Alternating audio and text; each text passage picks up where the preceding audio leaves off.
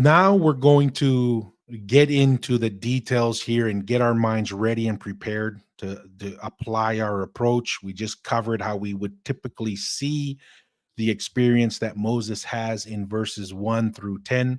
An important part of getting ready to dive into the detail is to just really have a good overview of what has happened to Moses throughout his life as we go into this deeper dive. And this is critical to help prepare our minds and have a good understanding and context to what's going on here. So the first thing is saved. And what is that referring to? The miraculous nature in which Moses was saved as a child, right? That Pharaoh was killing all the Hebrew children, and the Hebrew children that were males.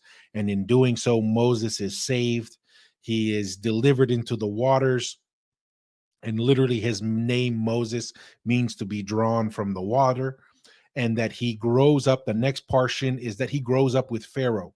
He grows up as a child in Pharaoh's court, and he gets to witness the greatness of Egypt. And as we mentioned in our first podcast, that Pharaoh was and the descendants of Ham were blessed with the things of the earth. That means the riches, the wealth, everything that is of value temporally, and also with great wisdom, knowledge, technology, the ability to build structures and infrastructure that even to this day we are still trying to understand and can't quite crack the code on how they were able to build the great structures that they had. So he was very, very aware of the grandeur of Egypt, very aware with the religion and the priestcraft and the power that could be exercised through priestcraft and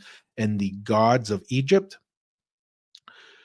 Then as we continue, he becomes an outcast. He becomes an outcast because why? He discovers that he is a Hebrew, and in the effort to defend a another Hebrew who is suffering under slavery in Egypt, he, whether it was, accidental or not, but he ends up slaying an Egyptian, and this causes him to be an outcast. And so he leaves.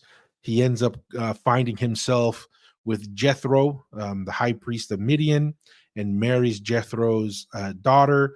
And then he is a shepherd and an outcast outside of Egypt.